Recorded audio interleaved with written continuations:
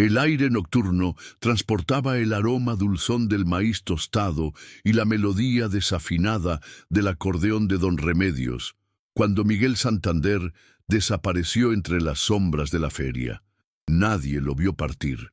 Un momento estaba allí, con su camisa blanca impecable y esa sonrisa tímida que reservaba para las multitudes, sosteniendo la medalla dorada que acababa de recibir por resolver el problema matemático que había desconcertado a 3 profesores universitarios. Al siguiente, solo quedaba el eco de los aplausos y un espacio vacío junto al puesto de algodón de azúcar, donde Carmela Vázquez juraba haberlo visto por última vez. La búsqueda comenzó al amanecer. Los hombres del pueblo formaron líneas irregulares que se extendían desde la plaza central hasta los límites de las plantaciones de tabaco, gritando su nombre con voces cada vez más roncas. Las mujeres prepararon termos de café negro y sándwiches de jamón que nadie tuvo estómago para comer. Los niños fueron enviados a casa con instrucciones estrictas de no salir hasta nuevo aviso, pero se asomaban por las ventanas, memorizando cada detalle de aquella mañana que dividiría para siempre la historia de Valle Esperanza en un antes y un después. Miguel había llegado a este pueblo de calles polvorientas y casas de adobe apenas 6 meses atrás, cuando su madre Elena aceptó el puesto de maestra en la escuela rural. Venían de la capital, huyendo de algo que ella nunca explicó completamente, pero que los vecinos intuían relacionado con un hombre que bebía demasiado y gritaba más de lo necesario. El muchacho de 16 años causó revuelo desde el primer día, no solo por su palidez urbana y sus libros bajo el brazo, sino por esa manera extraña que tenía de mirar las cosas, como si estuviera viendo ecuaciones invisibles flotando en el aire. Don Evaristo, el director de la escuela, descubrió el talento de Miguel durante una clase de aritmética básica. Mientras los otros estudiantes luchaban con multiplicaciones de 2 dígitos, el muchacho había terminado todos los ejercicios del libro y estaba garabateando fórmulas complejas en los márgenes. Cuando le preguntó qué hacía, Miguel respondió con naturalidad que estaba calculando la superficie óptima para el cultivo de maíz, considerando las variables de precipitación y nutrientes del suelo local. Don Evaristo, que había estudiado magisterio en la Universidad Provincial, reconoció inmediatamente que tenía frente a él algo extraordinario. La noticia del niño genio se extendió por Valle Esperanza como el humo de los fogones matutinos. Algunos padres llevaban a sus hijos a la casa de Elena para que Miguel los ayudara con las tareas, pagando con pollos, verduras o pequeñas monedas. Otros, especialmente aquellos cuyos hijos habían sido los más brillantes antes de su llegada, comenzaron a murmurar sobre la arrogancia de los capitalinos y la manera en que el muchacho hacía que sus propios hijos se sintieran estúpidos. La tensión se intensificó cuando llegaron los profesores de la Universidad Nacional para evaluar a Miguel. El doctor Aurelio Mendoza, catedrático de matemáticas, había viajado 8 horas en autobús después de recibir una carta de don Evaristo describiendo las habilidades del joven. Trajo consigo problemas que normalmente presentaba a estudiantes de tercer año de ingeniería. Miguel los resolvió en silencio con movimientos precisos del lápiz, mientras una multitud de curiosos se agolpaba en las ventanas del aula. Este muchacho debería estar en la capital, estudiando en el Instituto Técnico, declaró el doctor Mendoza después de revisar las soluciones. Aquí está desperdiciando su potencial. Las palabras fueron como una bofetada para los habitantes de Valle Esperanza, que habían comenzado a sentir orgullo por tener un prodigio entre ellos. Algunos interpretaron el comentario como una crítica a su pueblo, otros como una confirmación de que Miguel nunca había pertenecido realmente allí. Elena Santander se debatía entre la gratitud y el miedo. Sabía que su hijo necesitaba estímulos intelectuales que un pueblo agrícola no podía ofrecerle. pero también temía que enviarlo lejos significara perderlo forever. Miguel, por su parte, parecía ajeno a las discusiones sobre su futuro. Pasaba las tardes ayudando a los agricultores con cálculos para optimizar sus cosechas, o sentado bajo el gran ceiba de la plaza, leyendo libros de física que había pedido prestados a la biblioteca universitaria. La feria anual de la cosecha era el evento más importante de Valle Esperanza, una celebración que duraba 3 días y atraía visitantes de pueblos vecinos. Este año había adquirido un significado especial porque el alcalde había decidido otorgar una medalla de honor a Miguel por elevar el prestigio intelectual de la comunidad. La ceremonia se realizaría el sábado por la noche, en el escenario improvisado frente a la iglesia, justo antes del baile tradicional. Miguel recibió la medalla con la misma seriedad con que resolvía ecuaciones diferenciales. Vestía la camisa blanca que su madre había planchado 3 veces y pantalones negros que le quedaban ligeramente cortos, evidencia de un crecimiento que Elena no había podido seguir con el presupuesto familiar. Su discurso de agradecimiento fue breve y formal. Agradeció al pueblo por recibirlo, a don Evaristo por creer en él y a su madre por sacrificarse por su educación. No mencionó los planes de mudarse a la capital el siguiente mes para comenzar estudios universitarios anticipados, una decisión que Elena había tomado después de largas conversaciones nocturnas con el doctor Mendoza. Después de la ceremonia, Miguel se mezcló con la multitud que disfrutaba de la música y los juegos. Algunos vecinos se acercaron a felicitarlo, otros lo observaron desde la distancia con expresiones difíciles de interpretar. Carmela Vázquez, que vendía algodón de azúcar junto a su esposo, recordaría después que el muchacho parecía más relajado que de costumbre, casi feliz, como si la perspectiva de partir hubiera liberado alguna tensión interna. Cerca de las 10 de la noche, Miguel compró un cono de algodón de azúcar rosado y se dirigió hacia el área menos iluminada de la feria, donde algunos jóvenes habían formado un círculo informal para conversar lejos de la supervisión de los adultos. Carmela lo vio alejarse, la medalla brillando contra su pecho con cada paso. Esa fue la última vez que alguien admitió haberlo visto. La desaparición de Miguel Santander no fue notada inmediatamente. En la confusión de la feria nocturna, con familias dispersas entre los diferentes puestos y atracciones, era común que los jóvenes se perdieran temporalmente. Elena supuso que estaba conversando con algún compañero de clase o ayudando a desarmar algún puesto. Solo cuando la música cesó a la medianoche y comenzó el proceso de cierre, la ausencia del muchacho se volvió evidente. La búsqueda inicial fue desorganizada y llena de esperanza. Los organizadores revisaron cada rincón de la feria. Los padres interrogaron a sus hijos sobre el paradero de Miguel y algunos voluntarios recorrieron las calles cercanas con linternas prestadas. Elena caminaba de un grupo a otro, preguntando con voz cada vez más aguda si alguien había visto a su hijo. Su vestido azul de domingo se manchó de tierra mientras buscaba detrás de los puestos desarmados y entre los desechos de la celebración. Al amanecer, cuando quedó claro que Miguel no había regresado a casa, ni se había refugiado en casa de algún conocido, la situación cambió de una travesura juvenil a una emergencia real. El alcalde contactó a la policía provincial, que prometió enviar una patrulla en cuanto fuera posible. Mientras tanto, los hombres del pueblo organizaron partidas de búsqueda más sistemáticas, dividiendo el territorio en sectores y asignando responsables para cada área. Los rumores comenzaron antes del mediodía. Alguien sugirió que Miguel había huido para evitar la presión de mudarse a la capital. Otro propuso que había sido secuestrado por personas interesadas en sus habilidades matemáticas. Una versión más siniestra insinuaba que algunos padres resentidos habían decidido tomar justicia por sus propias manos, castigando al muchacho por hacer que sus hijos parecieran ordinarios. La llegada de la policía no trajo tranquilidad.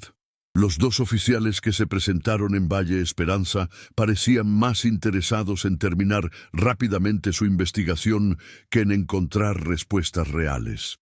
Interrogaron a Elena con preguntas que implicaban negligencia maternal. Sugirieron que Miguel podría haber regresado secretamente a la capital y tomaron declaraciones superficiales de los testigos sin profundizar en las contradicciones evidentes. Fue entonces cuando don Matías, el cazador más experimentado del pueblo, hizo el descubrimiento que cambiaría todo: huellas de zapatos que se dirigían desde la feria hacia las colinas rocosas del este, donde se encontraban las cuevas que los lugareños evitaban por superstición y peligro real. Las huellas eran del tamaño correcto y mostraban el patrón de suela característico de los zapatos escolares que Miguel había usado esa noche. Las cuevas de Piedra Negra habían sido territorio prohibido para los habitantes de Valle Esperanza durante generaciones. Los ancianos contaban historias de derrumbes súbitos, gases venenosos y laberintos subterráneos donde era fácil perderse para siempre. Pero más que el peligro físico, era la superstición lo que mantenía alejados a los lugareños. Se decía que las cuevas eran el refugio de almas en pena, de criaturas que habían olvidado cómo morir, de ecos que respondían con voces que no pertenecían a este mundo. Don Matías siguió las huellas con la paciencia de quien había rastreado venados por décadas. Los zapatos de Miguel habían dejado marcas claras en la tierra húmeda del sendero que conducía hacia las colinas, pero las huellas se volvían menos definidas conforme se acercaban al terreno rocoso. Otros hombres lo acompañaban, cargando cuerdas, linternas y herramientas improvisadas de rescate, pero sus rostros reflejaban más resignación que esperanza. Nadie hablaba de encontrar a Miguel vivo después de 3 días de búsqueda infructuosa. La entrada principal de las cuevas era una boca oscura de 3 metros de altura, enmarcada por formaciones calcáreas que parecían dientes irregulares. El aire que emanaba del interior tenía un olor húmedo y mineral, mezclado con algo indefinible que hacía que los hombres intercambiaran miradas nerviosas. Don Matías encendió su linterna más potente e iluminó los primeros metros del túnel, revelando paredes cubiertas de musgo y un suelo irregular salpicado de piedras sueltas. «Las huellas continúan hacia adentro», anunció con voz grave, señalando marcas apenas perceptibles en el lodo que se acumulaba en las depresiones del piso rocoso. «Pero después de este punto, el terreno está demasiado duro para seguir el rastro». Elena Santander había insistido en acompañar la expedición a pesar de las protestas de los hombres que consideraban impropio y peligroso que una mujer entrara en las cuevas. Vestía pantalones prestados y botas de trabajo que le quedaban grandes, pero su determinación era inquebrantable. Había pasado 3 noches sin dormir, caminando por las calles de Valle Esperanza y gritando el nombre de su hijo hasta quedar afónica. Los sedantes que le había ofrecido el médico del pueblo permanecían intactos en el frasco sobre su mesa de noche. La exploración inicial reveló un sistema de túneles más complejo de lo que cualquiera había imaginado. Los pasajes se ramificaban en múltiples direcciones, algunos descendiendo hacia profundidades inquietantes, otros elevándose hacia cámaras ocultas. El eco de sus voces se perdía en corredores que parecían extenderse infinitamente, devolviendo sonidos distorsionados que no siempre correspondían a las palabras que habían pronunciado. Después de 4 horas de búsqueda sistemática, durante las cuales revisaron cada grieta y recodo accesible, el grupo se vio obligado a aceptar una realidad devastadora. No había rastros de Miguel en las cuevas, ni ropa desgarrada, ni señales de lucha, ni el menor indicio de que hubiera estado allí. Las huellas que los habían guiado hasta la entrada parecían desvanecerse en el aire, como si el muchacho hubiera sido absorbido por la roca misma. El regreso a Valle Esperanza fue silencioso y cargado de culpa. Elena caminaba mecánicamente, con la mirada fija en un punto indefinido del horizonte, mientras los hombres intercambiaban teorías en susurros. Algunos sugerían que Miguel había usado las cuevas como ruta de escape hacia el valle vecino. Otros creían que había sufrido un accidente y su cuerpo yacía en algún pozo inaccesible. La explicación menos popular, pero que comenzaba a ganar adeptos, era que el muchacho había planeado cuidadosamente su desaparición para escapar de las expectativas y presiones que lo asfixiaban. La investigación oficial duró exactamente una semana. Los policías provinciales entrevistaron a los principales testigos, revisaron la correspondencia de Elena y visitaron superficialmente las cuevas antes de declarar el caso como desaparición voluntaria con intención de fugarse del hogar. El informe final, escrito en un lenguaje burocrático y frío, sugería que Miguel Santander había aprovechado la confusión de la feria para abandonar Valle Esperanza y dirigirse hacia alguna ciudad grande donde pudiera continuar sus estudios sin la supervisión maternal. Elena apeló la decisión, escribió cartas a periódicos regionales y viajó a la capital para presentar su caso ante autoridades superiores. Pero una mujer sola, sin recursos económicos ni conexiones políticas, no tenía poder suficiente para mantener abierta una investigación que las autoridades consideraban cerrada. Gradualmente, sus esfuerzos se toparon con puertas cerradas, funcionarios impacientes y una burocracia diseñada para desalentar la persistencia. La vida en Valle Esperanza intentó retomar su ritmo normal, pero la ausencia de Miguel había creado una herida que no cicatrizaba. Los estudiantes que habían recibido su ayuda comenzaron a obtener calificaciones más bajas. Los agricultores volvieron a sus métodos tradicionales de cultivo, y la escuela perdió el prestigio que había ganado durante los meses en que albergó al niño genio. Don Evaristo, el director, solicitó su traslado a una escuela urbana, alegando problemas de salud que todos sabían relacionados con la culpa de no haber protegido mejor a su estudiante más brillante. Pero fueron las divisiones sociales las que dejaron las cicatrices más profundas. Los habitantes de Valle Esperanza se agruparon en facciones silenciosas, aquellos que creían en la inocencia colectiva y mantenían que Miguel había huido por decisión propia, y aquellos que sospechaban que alguien del pueblo conocía más detalles de los que estaba dispuesto a admitir. Las miradas se volvieron suspicaces. Las conversaciones se interrumpían cuando llegaban extraños, y la confianza comunitaria que había caracterizado al pueblo durante generaciones se desintegró lentamente. Elena permaneció en Valle Esperanza durante 2 años más, transformándose en una figura espectral que recorría las calles al atardecer, visitaba regularmente las cuevas de Piedra Negra y mantenía intacta la habitación de Miguel como si esperara su regreso inminente. Su cabello se volvió completamente gris antes de cumplir 40 años y desarrolló la costumbre de hablar sola en voz baja, sosteniendo conversaciones imaginarias con su hijo ausente. La partida de Elena marcó el final oficial de la era Miguel Santander en Valle Esperanza. Una mañana de marzo, sin avisar a nadie, empacó sus pocas pertenencias en 2 maletas desgastadas y abordó el autobús hacia la capital.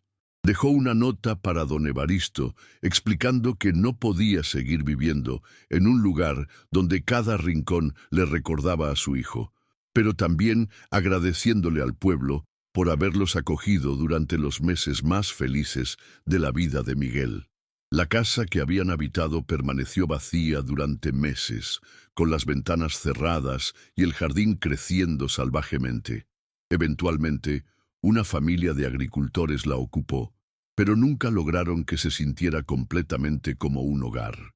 Los niños se negaban a dormir en la habitación que había sido de Miguel, alegando que por las noches escuchaban el sonido de páginas siendo pasadas y lápices escribiendo sobre papel. Los años transformaron la desaparición de Miguel en una leyenda local. Las nuevas generaciones de niños escuchaban la historia como un cuento de advertencia sobre los peligros de alejarse demasiado de casa durante las ferias, mientras que los adultos la usaban como ejemplo de cómo el orgullo y la envidia podían destruir algo hermoso. Algunos visitantes ocasionales llegaban preguntando por el muchacho genio que desapareció, pero generalmente se encontraban con respuestas evasivas y cambios súbitos de tema. En 1985, 16 años después de la desaparición, Valle Esperanza experimentó un breve resurgimiento del interés por el caso cuando un periodista de investigación de la capital llegó dispuesto a escribir un artículo sobre misterios sin resolver del interior. Entrevistó a los testigos supervivientes, revisó los archivos policiales y pasó varios días explorando las cuevas de Piedra Negra con equipo moderno. Su artículo, publicado en un suplemento dominical, presentaba varias teorías nuevas, incluyendo la posibilidad de que Miguel hubiera sido víctima de traficantes de personas interesados en explotar su inteligencia excepcional. El artículo generó suficiente interés como para que las autoridades reabrieran brevemente la investigación, pero los nuevos interrogatorios no produjeron información adicional. Los testigos originales habían muerto, emigrado o desarrollado versiones contradictorias de sus recuerdos. Las pruebas físicas se habían perdido o deteriorado, y las cuevas habían sido alteradas por años de erosión natural y visitantes ocasionales. Don Matías, el cazador que había seguido las huellas originales, murió en 1987 llevándose consigo cualquier detalle adicional que pudiera haber observado durante la búsqueda. En su lecho de muerte, según su nuera, murmuró algo sobre voces en las cuevas y el muchacho que sabía demasiado, pero sus palabras fueron atribuidas al delirio de la fiebre alta. La década de 1990 trajo cambios significativos a Valle Esperanza. La llegada de la electricidad, teléfonos y una carretera pavimentada conectó al pueblo con el mundo exterior de maneras que habrían sido impensables en 1969. Los jóvenes comenzaron a emigrar hacia las ciudades en busca de educación y oportunidades, mientras que nuevas familias llegaban atraídas por la tranquilidad rural y los precios accesibles de la tierra. Fue durante esta época de transformación que llegaron los espeleólogos. La Universidad Nacional había comenzado un proyecto de mapeo sistemático de las formaciones calcáreas de la región, y las cuevas de Piedra Negra representaban uno de los sistemas más complejos y menos explorados del área. El equipo, dirigido por la doctora Patricia Herrera, una geóloga especializada en sistemas subterráneos, había obtenido permisos oficiales para realizar exploraciones científicas durante el verano de 1992. Los lugareños observaron con curiosidad y cierta aprensión los preparativos de la expedición científica.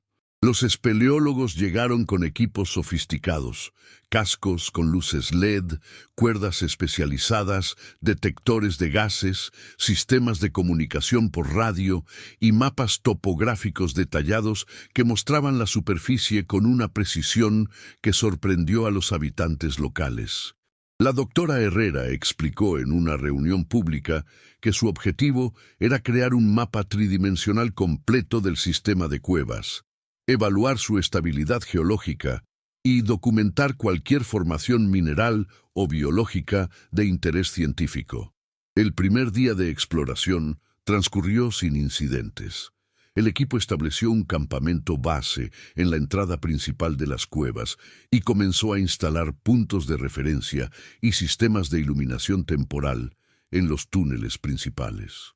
Documentaron cuidadosamente cada cámara y pasaje, tomando fotografías, medidas y muestras de roca para análisis posterior. Fue durante el tercer día, mientras exploraban una sección profunda que había sido inaccesible para las búsquedas originales de 1969, que el estudiante graduado Carlos Méndez hizo el descubrimiento que cambiaría todo.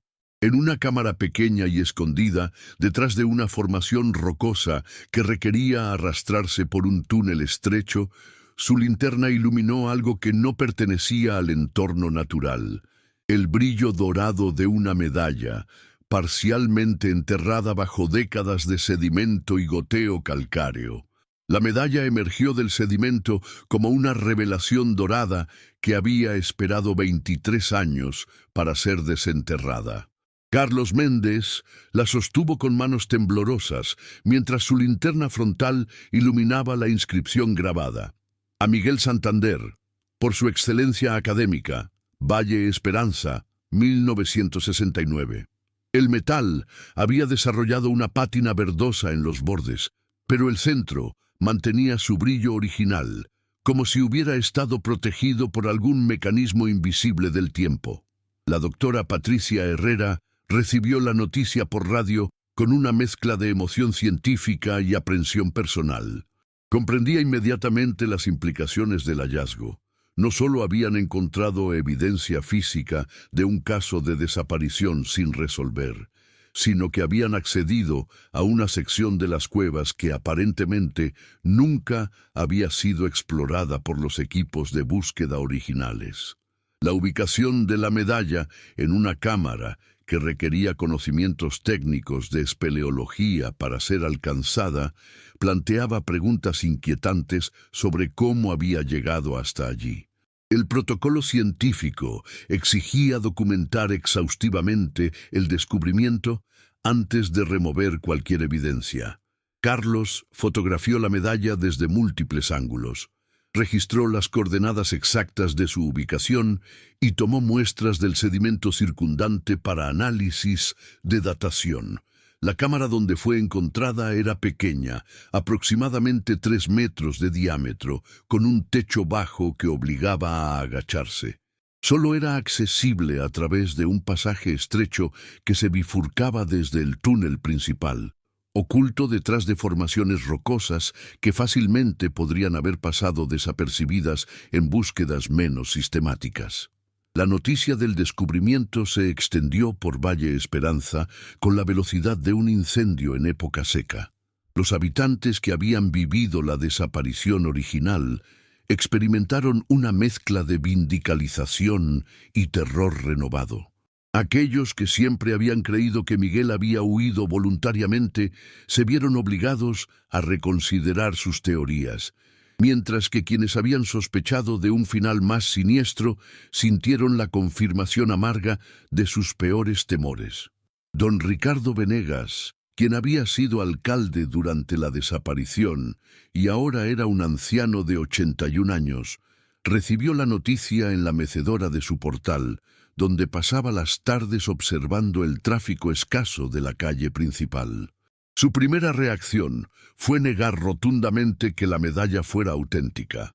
«Cualquiera puede mandar a hacer una medalla falsa», murmuró con voz temblorosa, pero su negación sonaba más como un ruego que como una convicción genuina.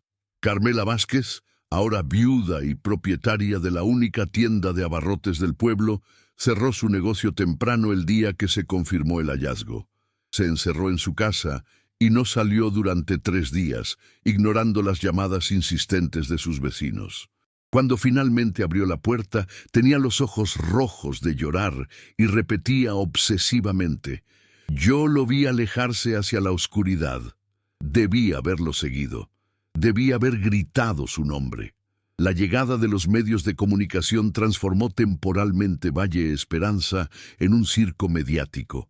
Periodistas de televisión, radio y prensa escrita convergieron en el pueblo, instalando equipos y entrevistando a cualquier persona dispuesta a hablar sobre Miguel Santander. Los hoteles más cercanos se llenaron por primera vez en décadas, y los restaurantes locales experimentaron una bonanza inesperada sirviendo comidas a reporteros urbanos que documentaban cada detalle de la historia. Las entrevistas revelaron inconsistencias perturbadoras en los testimonios originales. Algunos testigos modificaron sutilmente sus versiones de los eventos, añadiendo detalles que nunca habían mencionado antes o contradiciéndose con declaraciones previas. Otros se negaron completamente a hablar, alegando que preferían dejar el pasado enterrado. La señora Mercedes Contreras, que había sido vecina de Elena Santander, rompió un silencio de más de 2 décadas para revelar que la noche de la desaparición había escuchado voces agitadas provenientes de la dirección de las cuevas, pero que nunca lo había reportado por miedo a verse involucrada en problemas. El análisis forense de la medalla, realizado en los laboratorios de la Universidad Nacional, confirmó su autenticidad. Los expertos determinaron que el metal correspondía exactamente a las aleaciones utilizadas en 1969, que la técnica de grabado era consistente con los métodos de la época, y que la pátina había requerido décadas para desarrollarse naturalmente. Más significativamente, encontraron rastros microscópicos de fibras textiles adheridas al metal, fibras que coincidían con el tipo de algodón utilizado en camisas masculinas de manufactura doméstica durante finales de los años 60. La investigación forense también reveló algo que los equipos originales no habían podido detectar. La cámara donde fue encontrada la medalla mostraba signos de ocupación humana reciente. Análisis de carbono en residuos orgánicos encontrados en el suelo sugirieron actividad dentro de los últimos 30 años, y microscópicos fragmentos de papel encontrados en grietas de la roca fueron identificados como restos de páginas de libros, aunque demasiado deteriorados para determinar su contenido específico. Estos hallazgos generaron una nueva teoría que perturbó profundamente a los investigadores. Miguel no había muerto inmediatamente después de su desaparición. Había vivido en las cuevas durante un periodo indeterminado, posiblemente semanas o incluso meses, antes de sucumbir a causas desconocidas. La ausencia de restos óseos sugería que había muerto en otra sección del sistema de cuevas o que su cuerpo había sido removido posteriormente. Elena Santander, ahora de 65 años y viviendo en un apartamento modesto de la capital, recibió la noticia a través de una llamada telefónica de un periodista que buscaba una declaración exclusiva. Su primera reacción fue un silencio prolongado, seguido por sollozos que se escucharon claramente a través de la línea telefónica. Cuando logró hablar, sus palabras fueron apenas un susurro.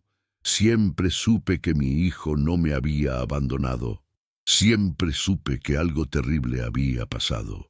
Elena regresó a Valle Esperanza por primera vez en 21 años para el funeral simbólico que el pueblo organizó en honor de Miguel. La mujer, que había partido con cabello gris y hombros encorvados por el dolor, regresó completamente transformada.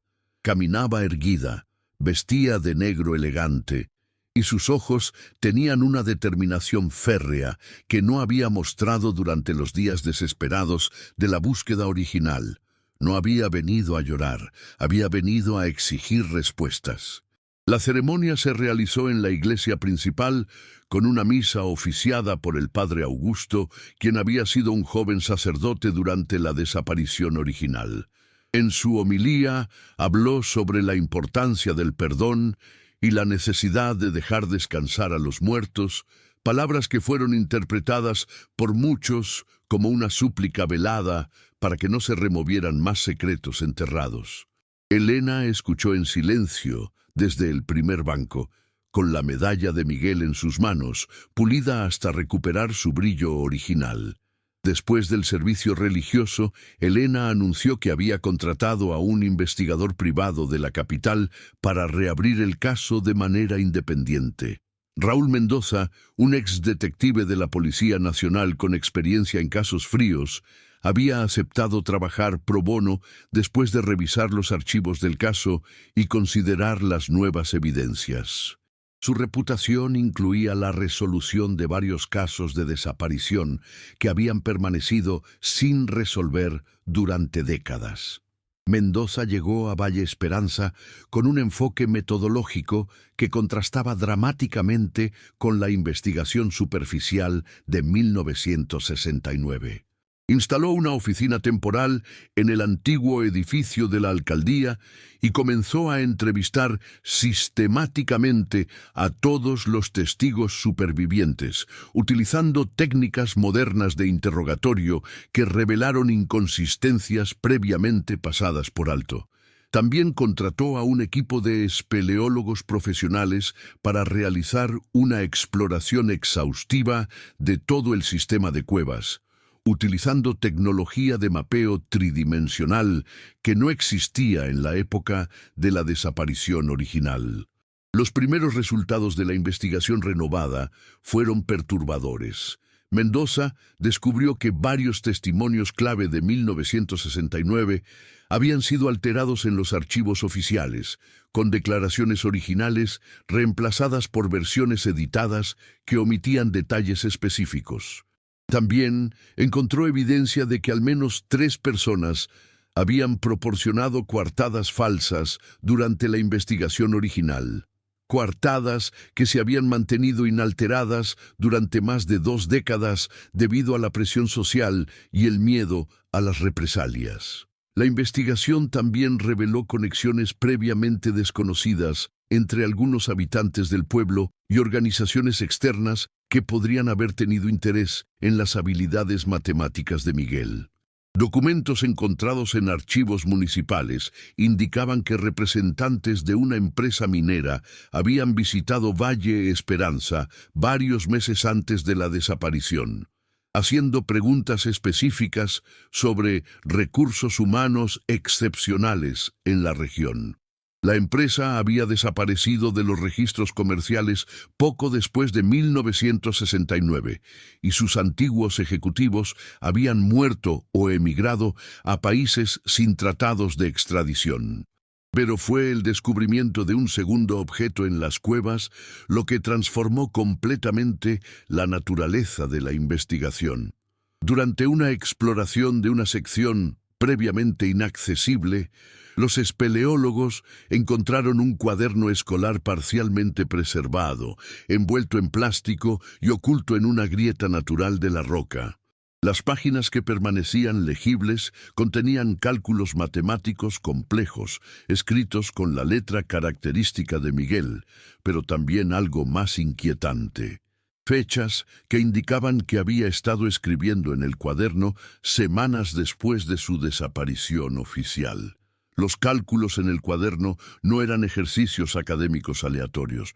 Representaban un trabajo sistemático y progresivo en problemas relacionados con ingeniería estructural, específicamente el diseño de sistemas de soporte para túneles subterráneos. Los márgenes contenían notas sobre resistencia de materiales, distribución de cargas y técnicas de excavación que sugerían que Miguel había estado planificando o participando en algún tipo de proyecto de construcción subterráneo. Las últimas entradas legibles del cuaderno estaban fechadas aproximadamente 6 semanas después de la desaparición y mostraban un deterioro progresivo en la calidad de la escritura, como si hubieran sido realizadas bajo condiciones de estrés extremo o enfermedad. Las palabras finales que pudieron ser descifradas formaban una frase incompleta que helaba la sangre. No puedo salir. Ellos esperan arriba. El túnel se colapsa y yo. El cuaderno también contenía algo que ningún investigador había anticipado. Un mapa rudimentario de las cuevas que mostraba secciones y conexiones que no aparecían en ningún levantamiento topográfico oficial. El mapa indicaba la existencia de túneles artificiales que conectaban las cuevas naturales con estructuras subterráneas más amplias, estructuras que sugerían un proyecto de excavación mucho más ambicioso de lo que cualquiera había imaginado. La revelación de que Miguel había estado vivo y aparentemente trabajando en algún proyecto secreto durante semanas después de su desaparición oficial cambió radicalmente todas las teorías sobre el caso. Ya no se trataba de una desaparición simple o incluso de un asesinato impulsivo.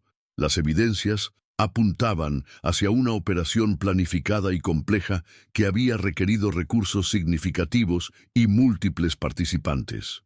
La verdad sobre Miguel Santander emergió como un rompecabezas macabro, cuyas piezas habían estado dispersas durante 23 años, esperando que alguien tuviera el valor y la tenacidad necesarios para ensamblarlas. Raúl Mendoza, trabajando con la precisión de un arqueólogo forense, comenzó a reconstruir los eventos de 1969 utilizando las nuevas evidencias, testimonios reexaminados y una red de conexiones que se extendía mucho más allá de los límites aparentemente inocentes de Valle Esperanza. La empresa minera que había visitado el pueblo meses antes de la desaparición no era una operación comercial legítima, sino una fachada para intereses mucho más oscuros. Documentos desclasificados, obtenidos a través de contactos de Mendoza en agencias gubernamentales, revelaron que la compañía había sido establecida como una operación encubierta para identificar y reclutar individuos con habilidades excepcionales para proyectos clasificados relacionados con la Guerra Fría. Miguel, con su inteligencia prodigiosa y su aislamiento social, había sido identificado como un candidato perfecto para trabajos que requerían discreción absoluta y lealtad forzada. El plan original había sido simple y brutal: secuestrar al muchacho durante la confusión de la feria, transportarlo a una instalación subterránea donde sería obligado a trabajar en cálculos relacionados con proyectos de defensa nacional y mantenerlo aislado hasta que fuera demasiado mayor o demasiado quebrado psicológicamente para representar un riesgo de seguridad. La operación había sido diseñada para parecer una desaparición voluntaria, con la esperanza de que las autoridades locales cerrarían rápidamente el caso sin profundizar en investigaciones que podrían comprometer secretos estatales. Pero Miguel Santander había demostrado ser más resistente y resourceful de lo que sus captores habían anticipado. Los cálculos en su cuaderno no eran solo ejercicios académicos, eran planes de escape.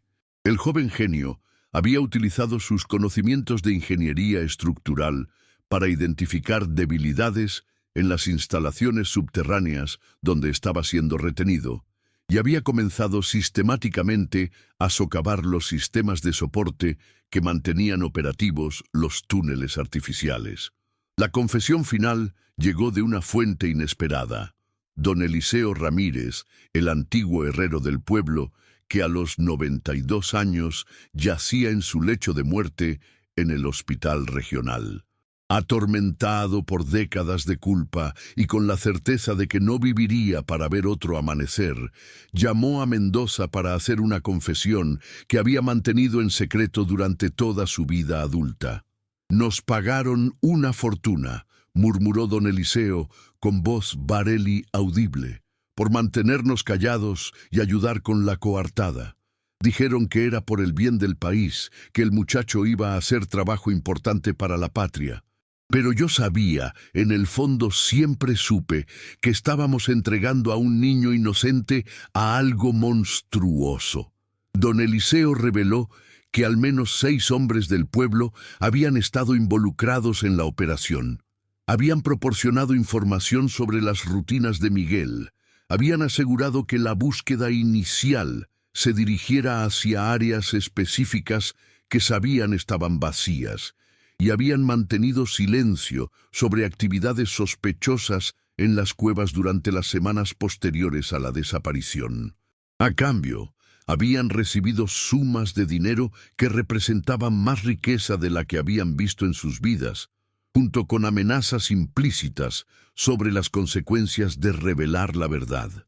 La última vez que lo vimos, continuó el anciano moribundo, fue cuando lo llevaron de vuelta a las cuevas. Estaba flaco, demacrado, pero sus ojos tenían una determinación que daba miedo. Nos dijo que había encontrado una manera de colapsar todo el sistema de túneles, que iba a destruir el trabajo de meses para que nadie más pudiera ser usado como él había sido usado. Pensamos que era una amenaza vacía de un muchacho desesperado.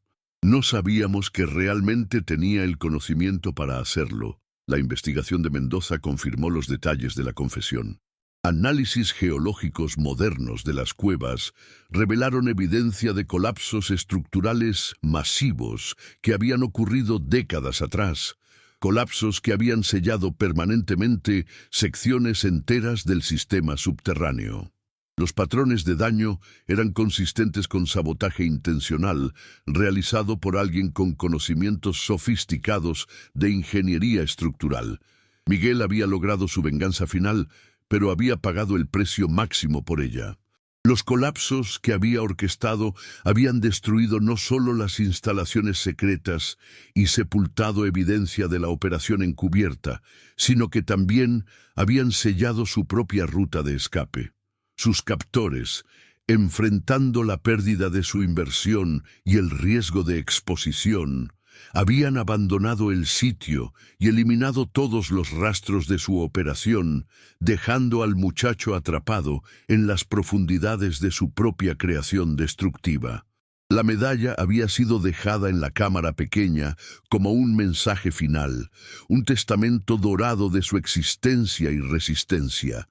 Miguel había sabido que eventualmente alguien la encontraría, que su historia no permanecería enterrada para siempre, y que la verdad sobre lo que había sufrido y logrado finalmente saldría a la luz. Elena Santander recibió la verdad sobre el destino de su hijo con una calma que sorprendió a todos los presentes. Había esperado durante 23 años por respuestas, y aunque la realidad era más horrible de lo que había imaginado, también le proporcionaba algo que había perdido décadas atrás: la certeza de que Miguel no la había abandonado voluntariamente, y el orgullo de conocer que su hijo había luchado hasta el final contra las fuerzas que intentaron utilizarlo. «Mi niño murió como un héroe», dijo durante la conferencia de prensa que cerró oficialmente la investigación. No permitió que lo convirtieran en una herramienta de maldad, destruyó su prisión y a sus captores, aunque le costara la vida. Eso es lo que hace un Santander cuando se le arrincona. Los hombres del pueblo que habían participado en la conspiración original enfrentaron un final apropiado para su traición. Don Eliseo murió 3 días después de su confesión, llevándose consigo décadas de culpa que habían envenenado cada día de su existencia posterior. Los otros conspiradores supervivientes, ahora ancianos, frágiles y enfermos, fueron procesados por secuestro y complicidad en asesinato, aunque la mayoría murió antes de que sus casos llegaran a juicio. Valle Esperanza descubrió que había estado viviendo entre traidores durante más de 2 décadas, una revelación que shattered para siempre la inocencia pastoral que había caracterizado la comunidad. Las cuevas de Piedra Negra fueron selladas permanentemente por orden judicial, declaradas sitio memorial y tumba oficial de Miguel Santander. Una placa de bronce, instalada en la entrada principal, lleva su nombre, fechas de nacimiento y desaparición, y una inscripción que Elena eligió personalmente: genio, hijo, héroe, su mente iluminó las tinieblas y su coraje destruyó la maldad. La historia de Miguel Santander se convirtió en símbolo nacional de resistencia juvenil contra la opresión, estudiada en escuelas y universidades como ejemplo de cómo la inteligencia y la determinación pueden triunfar incluso en las circunstancias más desesperadas. Su cuaderno, preservado en el Archivo Nacional, es consultado regularmente por investigadores que estudian tanto su brillantez matemática como su increíble fortaleza psicológica. Valle Esperanza nunca se recuperó completamente de la revelación de que había sido el escenario de una conspiración tan profunda y prolongada. Muchas familias emigraron, incapaces de vivir en un lugar donde cada calle y cada rostro le recordaba la traición colectiva que había permitido el sacrificio de un niño inocente. El pueblo se contrajo gradualmente, transformándose en una comunidad mucho más pequeña, pero más unida, habitada por personas determinadas a honrar la memoria de Miguel, viviendo con una transparencia y honestidad que habían estado ausentes durante las décadas del silencio cómplice. Elena Santander vivió sus últimos años en una casa pequeña en las afueras de Valle Esperanza, regresando finalmente al lugar donde había conocido tanto felicidad como dolor.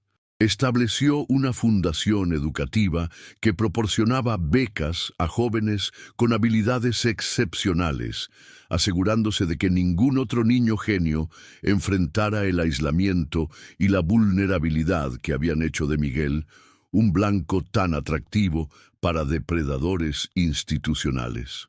Murió pacíficamente en 2008, a los 81 años, con la medalla de Miguel en sus manos y rodeada por una nueva generación de estudiantes brillantes que habían beneficiado de su legado. Sus últimas palabras, según la enfermera que la atendía, fueron: «Ya puedo reunirme con mi hijo, ya cumplí mi promesa de encontrar la verdad». El caso de Miguel Santander redefinió la manera en que las autoridades investigaban desapariciones de menores, estableciendo protocolos más rigurosos y eliminando la presunción de que los jóvenes inteligentes necesariamente huían voluntariamente de sus hogares.